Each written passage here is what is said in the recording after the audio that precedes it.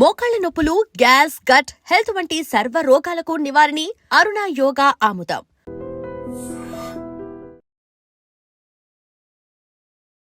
So జనరల్గా walking గురించి మనందరికీ చాలా డౌట్స్ ఉంటాయి. అంటే డయాబెటీస్ ఉన్న వాళ్ళు ఎలాంటి వాకింగ్ చేయాలి, బీపీ ఉన్న వాళ్ళు వాకింగ్ ఎలా చేయాలి, బ్రిస్క్ వాకింగ్, ఇలా చెమటలు పట్టేంత వరకు వాకింగ్, నెమ్మదిగా వాకింగ్, ఇలా చాలా టైప్స్ ఉంటాయి కదా. ఏ డిసీజ్ ఉన్న వాళ్ళు ఎలా వాకింగ్ చేయాలి, నార్మల్గా వెయిట్ తగ్గాలంటే ఎలా వాకింగ్ చేయాలి, పూర్తి వివరాలు తెలుసుకుందాం. భానుపూర్ణిమ గారు ఉన్నారు, ప్రముఖ ఫిజియోథెరపిస్ట్. మ్యామ్ నమస్తే. అంటే వాకింగ్ గురించి అందరికి చాలా డౌట్స్ ఉంటాయి.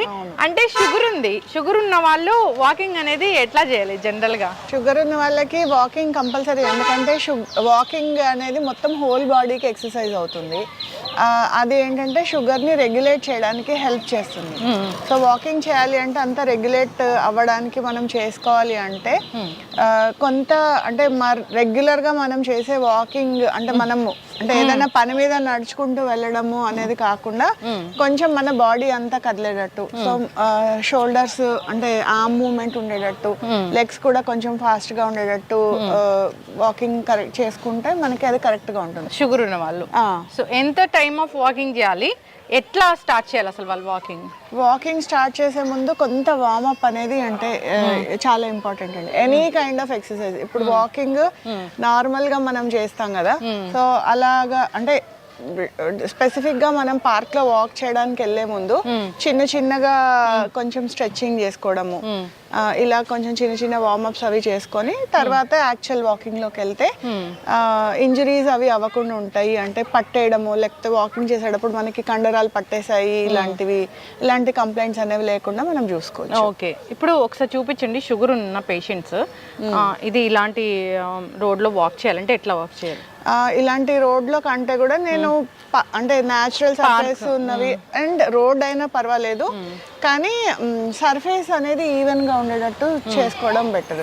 అండ్ షుగర్ ఉన్న వాళ్ళు ప్రాపర్ షూ వేసుకొని చేయమని నేను అడ్వైజ్ ఇస్తాను. ఎందుకంటే వాళ్ళకి కొంచెం ఒకవేళ న్యూరోపతీస్ లాంటివి ఏమైనా ఉంటే కొంచెం పెయిన్ సెన్సిటివిటీ అనేది తగ్గుతుంది. కాబట్టి చిన్న ముళ్ళులు, రాళ్ళు ఇట్లాంటివి గుచ్చుకునే అవకాశం ఉంటుంది. సో అలా గుచ్చుకున్నవి వాళ్ళకి కొంచెం కాంప్లికేట్ అయ్యే అవకాశం ఉంటుంది. సో అలా లేకుండా ప్రాపర్గా షూ వేసుకొని డయాబెటీస్ ఉన్న వాళ్ళు వాక్ చేయమని నేను చెప్తాను. ఒకసారి చూపించండి ఎట్లా వాక్ చేయాలి వాళ్ళు అనేది. ఎనీ కైండ్ ఆఫ్ వాకింగ్ అండి, వాక్ చేసేటప్పుడు సో మన పోస్చర్ అనేది చాలా ఇంపార్టెంట్. అండ్ ఎంత లెంత్లో మనము కాలు వేయాలి అనేది కూడా చాలా ఇంపార్టెంట్. సో ఎంత లెంత్లో వేయాలి అంటే మన కాలు ఎంతైతే ఉందో అంత డిస్టెన్స్లో పెట్టుకుంటే మనకి ఎక్కువ టైము మనం వాక్ చేయగలుగుతాం. సో చూడండి డిస్టెన్స్, ఇప్పుడు కొంతమంది చాలా దూరంగా అడుగులేస్తూ నడుస్తారు. అలా కాకుండా సో మన కాలు ఎంతైతే ఉందో అంత లెంత్, సో ఈ లెంత్లో డిస్టెన్స్ అనేది పెట్టుకుంటే వాకింగ్ అనేది కరెక్ట్గా వస్తుంది. తర్వాత ఇంకొకటి, మనం వాక్ చేసేటప్పుడు మన కాల్లో ఏ భాగం నేల మీద పడుతుంది అనేది చాలా ఇంపార్టెంట్. సో ఫస్ట్ మనం మడమ భాగం అనేది గ్రౌండ్ని టచ్ అవ్వాలి, తర్వాత కాలు మొత్తం కింద పడాలి, తర్వాత మనం రెండో కాలు పైకి లిఫ్ట్ చేసినప్పుడు మడమ పడాలి, కాలు స్ట్రైట్ పడాలి, తర్వాత మనది వెనకాలది లేవాలి. సో ఈ సైకిల్ అనేది మెయింటైన్ చేయాలి. ఒకవేళ ఫర్ ఎగ్జాంపుల్ మనం నడిచేటప్పుడు ఒకవేళ మనది మడమ పడట్లేదు, ఒక్కసారి చూసుకోండి, అబ్జర్వ్ చేసుకుంటే ఎవరికి వాళ్ళకి తెలుస్తుంది. మన అడుగు ఇలా పడుతున్నా, స్ట్రైట్గా పడుతున్నా, లేకపోతే మన టోస్ అనేవి ముందు టచ్ అవుతున్నా, సో మనకి ఎక్కడో ఒక భాగంలో మనము ప్రాపర్గా నడవట్లేదు అని అర్థం. సో ఇప్పుడు మనము డీటెయిల్స్ చేసాం కదా, నడక అనేది ఒక్కసారి చూడండి. సో ఇలాగా డిస్టెన్స్ మన కాలు ఎంతైతే ఉందో అంత డిస్టెన్స్లో ఇట్లా ఈ పేస్లో నడుచుకుంటూ వెళ్తే మనకి అది ప్రాపర్గా నడక అనేది కరెక్ట్గా నడుస్తున్నట్టు. ఇలా నడిస్తే మనం ఎక్కువసేపు నడవగలుగుతాము, ప్లస్ అలసిపోకుండా కూడా నడవగలుగుతాం. జనరల్గా డయాబెటీస్ ఉన్న వాళ్ళు వాకింగ్ అంటే చేసి చూపించారు, అంటే నార్మల్గా బ్రిస్క్ వాకింగ్ అని చెప్తారు కదా, అది ఎట్లా చేస్తారు? ఇప్పుడు చేసిన వాకింగ్ డయాబెటీస్ అనే కాదండి, ఎవరైనా కూడా జనరల్గా వాక్ చేసేటప్పుడు మన ప్యాటర్న్, మనం ఎంత డిస్టెన్స్లో లెగ్ వేస్తున్నాం అనేది చాలా ఇంపార్టెంట్. బ్రిస్క్ వాకింగ్ అంటే ఏంటంటే ఇప్పుడు రెగ్యులర్గా మనం చేసే వాకింగ్ కంటే కొంచెం ఫాస్ట్గా చేస్తాం. అంటే బ్రిస్క్ వాకింగ్లో మనము ఆర్మ్స్ కొంచెం ఫాస్ట్గా స్వింగ్ చేయాల్సి వస్తుంది, తర్వాత మనము నడిచే స్పీడ్ అనేది కొంచెం పెంచుకుంది. సో అది ఎట్లా అంటే కొంచెం ఆర్మ్ స్వింగ్ చేయాలి, అది ఎట్లాగో ఇప్పుడు చేయొచ్చు. నార్మల్గా ఎవరైనా చేయొచ్చు వాకింగ్? ఎవరైనా చేయొచ్చు. అంటే ఇప్పుడు ఏమీ ప్రాబ్లమ్స్ లేకుండా ఉన్నవాళ్ళు బ్రిస్క్ వాకింగ్ చేయాలంటే కొంచెం ఆయాసం వస్తుంది కాబట్టి ఏదైనా ప్రాబ్లమ్స్ ఉన్న వాళ్ళు కాకుండా జనరల్ పీపుల్ అందరూ బ్రిస్క్ వాకింగ్ని ట్రై చేయొచ్చు. సో ఇది కొంచెం వెయిట్ లాస్లో ఫాస్ట్గా అవ్వడానికి కూడా కొంచెం హెల్ప్ చేస్తుంది, ఎందుకంటే చేసినప్పుడు మనకి చెమటలు అనేవి ఎక్కువగా పడతాయి. వెయిట్ లాస్ కావాలంటే చేయాలి. చూద్దాం, చూపించండి.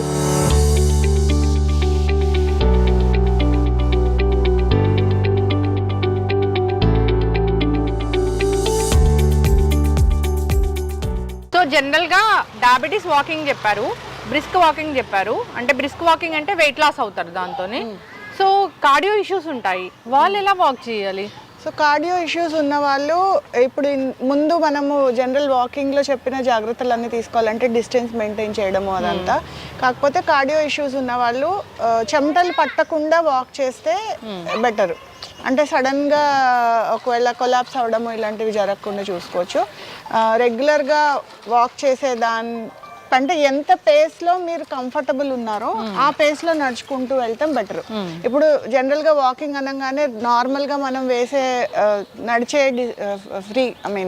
నడిచే స్పీడ్కి కార్డియాక్ ఇష్యూస్ ఉన్న వాళ్ళు కొంచెం స్లో డౌన్ అయితే బెటర్. అంటే వాకింగ్ అనగానే కన్నా మనం ఒక జోష్ వస్తుంది, మనం జోష్లో ఫాస్ట్గా నడుచుకుంటూ వెళ్ళిపోతాం. సో ఒకటి గుర్తుపెట్టుకోవాల్సింది ఏంటంటే షార్ట్ ఆఫ్ బ్రెత్ అవ్వకూడదు. సో అంటే మనం నడిచేటప్పుడు మనకి ఊపిరి అందకుండా ఉండేటట్టుగా నడవకూడదు. సో రెగ్యులర్ పీపుల్కి అయితే కొంచెం షార్ట్ ఆఫ్ బ్రెత్ అవుతారు, పర్వాలేదు. బట్ ఆ పేస్ రాకుండా చూసుకొని కొంచెం తక్కువ దీనిలో చేసుకుంటే కార్డియాక్ పేషెంట్స్కి ఎలాంటి ప్రాబ్లం లేకుండా ఉంటుంది. ఓకే, అంటే కూల్గా నడుచుకుంటే వెళ్ళాలి. కూల్గా అంటే మరీ నెమ్మదిగా పెళ్లి కూతురు నడకలాగా కాదు. సో రెగ్యులర్ వాకింగే, కాకపోతే మనకి షార్ట్ ఆఫ్ బ్రెత్ వాళ్ళకి ఎంత level comfortable, so short of breath రాకుండా చూసుకోవాలి. ఓకే, ఎస్, చక్కగా చెప్పారు.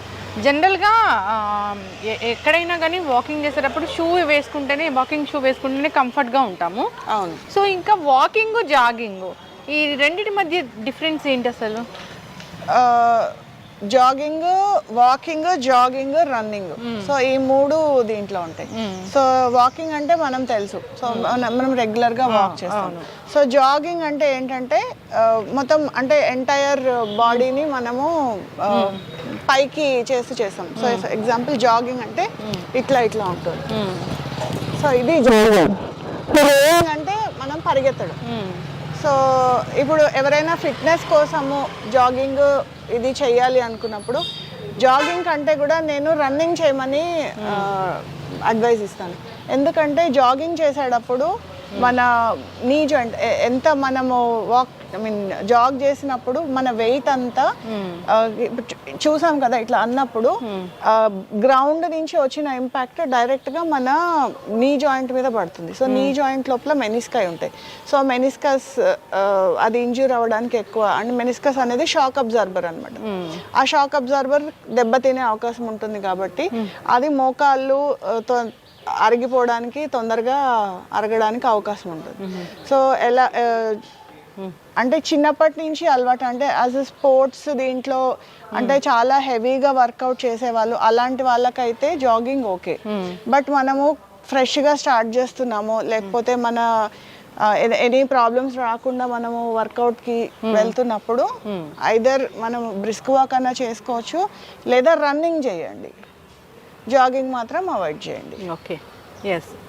మనము మంచి ఒక పార్క్ లాగా ఉంటే అది మనకి మంచి ఎయిర్ వస్తుంది, సో ఎండ వస్తుంది, డి విటమిన్ వస్తుంది, అన్ని రకాలుగా బాగుంటుంది ఫ్రెష్ ఎయిర్తో పాటు. సో ఈ విధంగా మీరు చెప్పిన విధంగా డయాబెటీస్ ఉన్న వాళ్ళు ఒకలాంటి వాకింగ్, ఇంకా బ్రిస్క్ వాకింగ్ వెయిట్ లాస్ అవ్వడానికి ఇలాగా. అంతేకాదు వాకింగ్, జాగింగ్, రన్నింగ్ డిఫరెన్స్, ఇంకా కార్డియో ఇష్యూస్ ఉన్న వాళ్ళు ఎలా వాక్ చేయాలి చాలా చక్కగా చెప్పారు. అందరూ ఫాలో అవ్వాలని కోరుకుందాం మ్యామ్. చాలా చక్కటి ఇన్ఫర్మేషన్. జనరల్గా డౌట్స్ ఉంటాయి అసలు వాకింగ్ అనేది ఎట్లా చేయాలి, మాకు ఈ డిసీజ్ ఉంది మేము ఎలా చేయాలని. సో నేను అడగాలనుకున్నాను ఏంటంటే ఓన్లీ పొట్ట తగ్గాలి అన్నప్పుడు వాకింగ్ ఎట్లా చేయాలి అసలు? వాకింగ్ పొట్ట తగ్గాలి అన్నప్పుడు వాకింగ్ ఒక్కదాంతోటే సరిపోదండి. మనం తీసుకునే డైట్ తర్వాత పొట్ట తగ్గడానికి స్పెసిఫిక్ గా అబ్డామినల్ ఎక్సర్సైజెస్ ఉంటాయి. సో మనం పార్క్ లో చాలా చోట్ల చూస్తూనే ఉంటాము, జిమ్ ఎక్విప్మెంట్ అది పెట్టుంటుంది ఓపెన్ గా చేసేటప్పుడు. సో అట్లాగా కొన్ని క్రంచెస్ చేసుకోవడం కానీ, ప్లాంక్స్ చేసుకోవడం కానీ, ఇట్లాంటివి స్పెసిఫిక్ గా అబ్డామిన్ మీద ప్రెషర్ పెట్టే ఎక్సర్సైజెస్ చేస్తే పొట్ట ఈజీగా తగ్గించుకోవచ్చు. చాలా చక్కటి ఇన్ఫర్మేషన్ అండి. అందరూ ఫాలో అవ్వాలని కోరుకున్నాము. వాకింగ్ అనేది చాలా టైప్స్ ఆఫ్ వాకింగ్ అనేది ఉంది. డిఫరెంట్ పీపుల్ ఉంటారు, డిఫరెంట్ టైప్ ఆఫ్ వాకింగ్ ఉంటుంది. అందరికీ ఒకటే లాంటి వాకింగ్ అనేది కూడా సరిపోదు. ఫాలో అవ్వాలని కోరుకున్నాం. కార్డియో ఇష్యూస్ ఉన్న వాళ్ళు నిజంగానే మీరు అన్నట్లు బ్రిస్క్ వాక్ చేస్తే వాళ్ళకి ఆయాసం వస్తుంది, అట్లా చేయకూడదు. తెలియక చాలామంది ఇప్పటివరకు చాలామంది అలాగే వాకింగ్ ఎలా చేయాలో తెలియక అలా చేయడం కూడా జరిగింది. సో ఈ ఇష్యూస్ రావడం కూడా జరిగింది. ఫాలో అవ్వాలని కోరుకున్నామండి. అయితే వాకింగ్కి పర్టికులర్ టైం అంటే ఉంటుందా? అవునండి.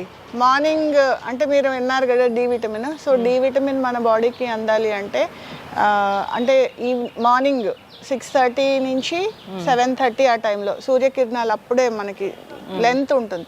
సో ఆ టైంలో అయితే మన బాడీ సూర్యకిరణాలను బాగా అబ్జార్బ్ చేసుకొని అది డి విటమిన్ లాగా కన్వర్ట్ అవుతుంది. సో అలాంటి టైంలో అయితే చాలా రిజల్ట్ ఇంకా బాగుంటుంది. సో జనరల్గా మోకాలు నొప్పులు ఇబ్బంది పెడుతూ ఉంటాయి కదా, అయితే మోకాలు నొప్పుల సమస్య ఉన్న వాళ్ళు మెట్లు ఎక్కాలంటే ఎలా ఎక్కాలి? సో అంటే జనరల్గా కొంచెం అడుగు తీసి అడిగేస్తేనే మోకాలు నొప్పులు వస్తూ ఉంటాయి కదా, దానికి మనం ఫాలో అవ్వాల్సిన టిప్స్ ఏంటి తెలుసుకుందాం. మనతో పాటు ప్రముఖ ఫిజియోథెరపిస్ట్ భానుపూర్ణిమ గారు ఉన్నారు. మ్యామ్ నమస్తే అండి. నమస్తే అండి. అంటే అసలు మోకాలు నొప్పులు ఉన్నాయంటే జనరల్గా ఒక అడుగు వేయాలంటే కూడా అంటే క్రానిక్ మోకాలు నొప్పులు ఉంటే అది ఆ పెయిన్ భరించలేనిదిగా ఉంటుంది. ఫస్ట్ ఫ్లోర్ వరకు వెళ్ళాలి అన్నప్పుడు అసలు మెట్లు ఎట్లా ఎక్కాలి చూద్దామండి. చిన్న టిప్స్ ఫాలో అయితే కొంచెం ఈజీ అవుతుంది. అంటే అస్సలు నొప్పి లేకుండా ఉండదని నేను చెప్పను, బట్ కొంచెం ఈజీగా ఎక్కొచ్చు. ఫస్ట్ థింగ్ మెట్లు ఎక్కాలి కంపల్సరీ అన్నప్పుడు నీ క్యాప్ వేసుకోవడం. సో నీ క్యాప్ వేసుకోవడం ద్వారా కొంచెం సపోర్ట్ ఉంటుంది. సో దాంతో కొంచెం ఈజీ అవుతుంది మెట్లు ఎక్కడం. సో అలాంటప్పుడు ఒక్కొక్కసారి మన దగ్గర నీ క్యాప్ ఉండకపోవచ్చు, మనం మర్చిపోయి వెళ్ళిపోవచ్చు. లేదు నీ క్యాప్ వేసుకున్నా కూడా మనల్ని నొప్పి ఇబ్బంది పెడుతూ ఉండొచ్చు.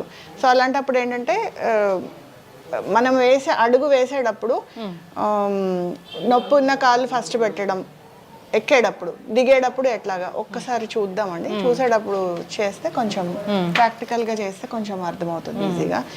ఫర్ ఎగ్జాంపుల్ ఇప్పుడు మనం మెట్లు ఎక్కాలి, నాకు లెఫ్ట్ మోకాలు బాగా నొప్పిగా ఉంది. సో నేను లెఫ్ట్ మోకాలు ముందు ఎక్కాను అనుకోండి, ఇలా పెట్టినప్పుడు బరువు అంతా మోకాల మీద పడుతుంది. సో నా బాడీ వెయిట్ అంతా దీని మీద పడుతుంది కాబట్టి సో దీని మీద నాకు ప్రెషర్ పడి నాకు నొప్పి ఎక్కువ అవుతుంది.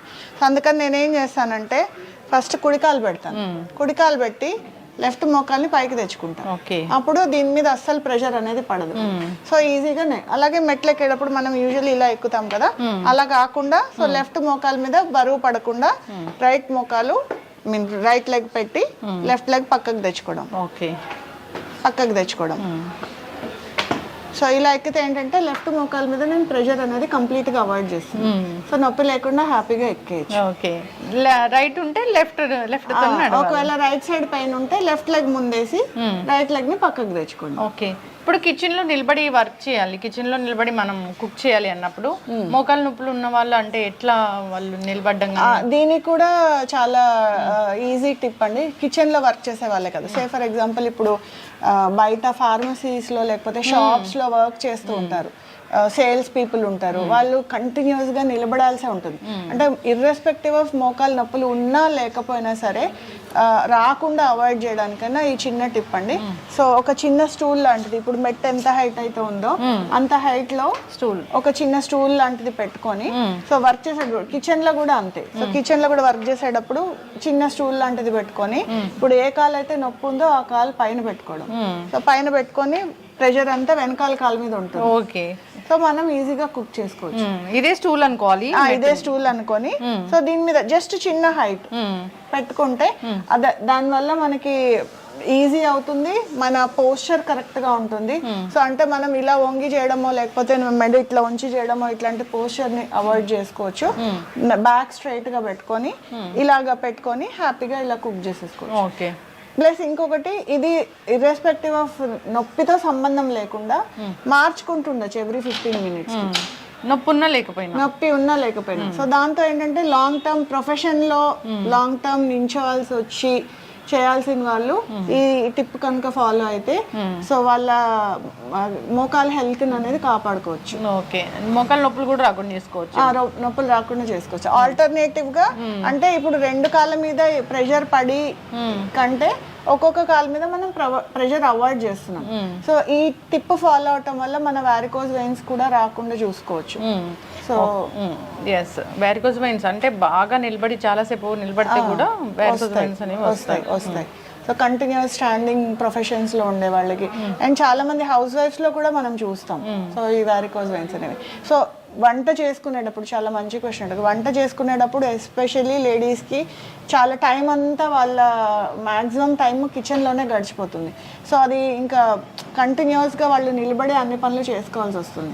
సో అలా కాకుండా కొంచెం కటింగ్ చేసుకుని ఏ పని చేసినా కూడా కాన్స్టెంట్గా కాకుండా ఇలా కొంచెం ఆల్టర్నేటివ్గా చిన్న హైట్ స్టూల్ పెట్టుకొని చేసుకుంటుంటే చాలా మటుకు ప్రాబ్లమ్స్ని మనం అవాయిడ్ చేయొచ్చు. ఎస్, చాలా చక్కగా చెప్పారు. మోకాల నొప్పులు ఇబ్బంది పెడుతూ ఉంటుంది. మోకాల నొప్పులు ఉన్న వాళ్ళు ఇంత మెట్లు ఎక్కాలంటే కూడా అది నిజంగా కష్టతరమే. ఫస్ట్ ఫ్లోర్ ఉంది అన్నప్పుడు అసలు లిఫ్ట్లు ఎక్కడ ఉంటాయో ఫస్ట్ ఫ్లోర్ వరకు, అలాంటి వాళ్ళు ఎట్లా మెట్లు ఎక్కాలి అనేది చాలా చక్కగా చూపించారు. భానుపూర్ణిమ గారు, అంటే మెట్లు ఎక్కేటప్పుడు మోకాల నొప్పులు ఉన్న వాళ్ళు ఆ టిప్ ఫాలో అవుతారు, అంత చిన్న ట్రిక్ బాగా పనిచేస్తుంది. మరి దిగాలన్నప్పుడు దానికి రివర్స్ లో ఫాలో అవ్వాలండి. ఇప్పుడు మనం మెట్ల మీద ఉన్నాం కదా, ఇందాక తీసుకున్న ఎగ్జాంపులే తీసుకున్నాము. నా లెఫ్ట్ మోకాలు బాగా నొప్పిగా ఉంది.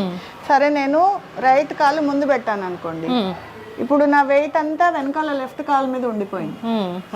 అదేంటంటే ప్రెషర్ అంతా పడి దీని మీద సివియర్ గా పెయిన్ వస్తుంది. సో అందుకని ఇప్పుడు నేనేం చేస్తున్నానంటే నా లెఫ్ట్ కాలే కింద పెడుతున్నాను. ఓకే, అప్పుడు నా వెయిట్ అంతా రైట్ కాల్ మీద ఉంది. సో ఇప్పుడు నేను దీన్ని పక్కకు తెచ్చుకున్నాను రివర్స్ లో. సో నొప్పి ఉన్న కాలు ఫస్ట్ కింద పెట్టి నొప్పి లేని కాలుని వెనకాల తెచ్చుకోండి. సో కంటిన్యూస్ గా ఇట్లా మెట్లు మనం దిగామంటే పెయిన్ ఉన్న కాలు మీద ప్రెషర్ ఎక్కువ పడుతుంది. కాబట్టి సో ఎక్కేటప్పుడు ఏ కాలు మీద పెయిన్ ఉందో ఆ కాలు ముందు పెట్టాలి. దిగేటప్పుడు ఏ కాలు అయితే పెయిన్ ఉందో అదే కాలు ముందు పెట్టి దాని తర్వాత కొంచెం మనం ఇలా ఉండి తర్వాత దిగడం అనేది స్టార్ట్ చేయాలి. ఫాస్ట్గా వెళ్ళకూడదు, ఇట్లాగా ఫాస్ట్గా వెళ్తే ప్రెషర్ పడుతుంది. ఫాస్ట్గా వెళ్ళాలంటే పక్కకి ఇది. సో రెండు కాళ్ళు ఒక స్టెప్ మీదకి తెచ్చుకొని వెళ్తే ఈజీగా మెట్లు దిగి. వీళ్ళు వాకింగ్ చేస్తున్నారు అన్నప్పుడు అంటే ఏదన్నా ఒక కాలు నొప్పి ఉంది అనుకోండి, వాకింగ్ అసలు మోకాలు నొప్పులు ఉన్న వాళ్ళు వాకింగ్ చేయాలి కదా. సో మీరు చాలా కరెక్ట్ క్వశ్చన్ అడిగారు. వాకింగ్ చేసేటప్పుడు మోకాలు నొప్పి ఉన్న వాళ్ళు ఏంటంటే మోకాల మీద ప్రతి అడుగుతోని పాపం వాళ్ళకి చాలా నొప్పిగా ఉంటుంది. సో దాంతో ఏం చేస్తారంటే మోకాలు చాలా మంది మీరు ఇది చేస్తే వాళ్ళు ఇలా నడుస్తారు. ఎటు మోకాలు నొప్పి ఉందో ఇంకొక దాని మీద వేస్తారు. సో వాడ్లింగ్ గేట్ అంటాము. సో అంటే మోకాలు అసలు వంగదు వాళ్ళకి నడిచేటప్పుడు. సో వంగితే పెయిన్ వస్తుంది. వెయిట్ అవాయిడ్ చేయడానికి వాళ్ళ గేట్ వాళ్ళకి తెలియకుండానే మారిపోతుంది. సో ఇట్లా నడుస్తూ ఉంటారు. సో దాన్ని వాడ్లింగ్ గేట్ అంటాం. సో ఇప్పుడు ఆ గేట్ ని కరెక్ట్ చేసుకుంటా అంటే ఇప్పుడు స్టార్టింగ్ స్టేజ్ లో కనుక వాళ్ళు మోకాలు నొప్పులు ఉన్నాయని గ్రహించి సో మనం కంటిన్యూ అవ్వాలి అంటే సో ఫస్ట్ థింగ్ ఒక స్ట్రైట్ లైన్ అంటే ప్రాక్టీస్ చేయాలి. ఆల్రెడీ ఒకవేళ గేట్ అలవాటు అయిపోయి ఉన్నా దాన్ని ఎలా కరెక్ట్ చేసుకోవాలి అంటే ఇప్పుడు ఇక్కడ ఇలా లైన్ ఉంది కదండి. సో వాళ్ళు ప్రాక్టీస్ చేయాల్సిందంటే ఫస్ట్ లైన్ మీద కొంచెం కాలు పైకి పెట్టి అడుగు అంటే హీల్ ముందు పెట్టి అడుగు కిందికి పెట్టాలి. ఓకే, తర్వాత రెండో కాలు పైకి పెట్టి మన ఇది టచ్ అయ్యేటట్టు మన టోకి హీల్ టచ్ అవ్వాలి. పెట్టి కిందకి మళ్ళీ ఇలా పైకి ఎత్తి ఎంత పైకి వీలైతే అంత పైకి లైన్ మిస్ అవ్వకుండా నడవడం కనుక ప్రాక్టీస్ చేస్తే ఆ గేట్ అనేది కరెక్ట్ చేసుకోవచ్చు. చాలా సింపుల్ టిప్, చాలా సింపుల్ గా ఇంట్లోనే ప్రాక్టీస్ చేసుకొని కరెక్ట్ చేసుకోవచ్చు. ఒక లైన్ మనం సింపుల్ ఒక లైన్ ఫాలో అవ్వాలి. సింగిల్ గా చూపించండి. సింగిల్ గా చూపిస్తాను. దీనికంటే ముందు ఒకవేళ మనకి లైన్ ఉండి అద్దం కనుక పెట్టుకోగలిగితే సో మిర్రర్ లో మన పోస్చర్ ఎట్లా ఉంది అనేది అర్థమవుతుంది. సో ఇప్పుడు మనం అనుకున్నాం కదా, సో మోకాలు నొప్పులు ఉన్న వాళ్ళు ఇలా నడుస్తారు. సో ఈ గేట్ కరెక్ట్ చేసుకోవడానికి నేను చెప్తున్న టిప్ అన్నమాట. స్ట్రెయిట్ లైన్ పెట్టుకొని ఇలా ఎంత ఎత్తు వీలైతే అంత ఎత్తుకి నడిచి బాడీ పోస్చర్ కరెక్ట్గా ఉందా లేదా చెక్ చేసుకొని ఎంత హైట్ వీలైతే ఎంత హైట్, నేనైతే ఇలా మామూలుగా లేపుతున్నాను. సో ఎంత లేపగలిగితే అంత లేపి అద్దం ముందు లైన్ మీద ఇలా ప్రాక్టీస్ చేస్తే ఆటోమేటిక్గా ఆ గేట్ అనేది కరెక్ట్ అవుతుంది. సో రెగ్యులర్గా రోజు కనీసము ఒక 10 నిమిషాలు మార్నింగ్, 10 నిమిషాలు ఈవినింగ్ కాన్షియస్ ఎఫర్ట్ పెట్టి ప్రాక్టీస్ చేస్తే ఈజీగా దాన్ని కరెక్ట్ చేసుకోవచ్చు. చాలా చక్కగా చెప్పారు భానుపూర్ణిమ గారు. అంటే వాకింగ్ మోకాళ్ళ నొప్పులు ఉన్న వాళ్ళు ఇంకా వాక్ చేస్తే ఇంకా నొప్పులు పెరుగుతాయి అంటారు, కానీ మోకాళ్ళ నొప్పులు ఉన్న వాళ్ళు ఖచ్చితంగా వాకింగ్ అనేది చేయాల్సిందే. చేసేటప్పుడు మీరు చెప్పిన ఈ టిప్స్ అనేది ఫాలో అవుతే కనుక వాళ్ళ నొప్పులు అనేవి అంత వాళ్ళకి తెలియవు, తగ్గిపోతాయి, కంట్రోల్లో ఉంటాయి. ప్లస్ వన్స్ మన మజిల్స్ ఎప్పుడైతే స్ట్రాంగ్ అవుతాయో ఆటోమేటిక్గా పెయిన్ కూడా తగ్గిపోతుంది. ఎస్, చాలా చక్కగా చెప్పారు. నెక్స్ట్ మనము ఏవియన్ నెక్రోసిస్ గురించి మాట్లాడదాం. చాలా మందికి తుంటి ప్రాబ్లం అనేది ఉంటుంది. అలాంటి వాళ్ళు ఎలాంటి జాగ్రత్తలు తీసుకోవాలి అనేది నెక్స్ట్ ఎపిసోడ్లో మాట్లాడదాం. చాలా చక్కటి ఇన్ఫర్మేషన్ అండి. ధన్యవాదాలు.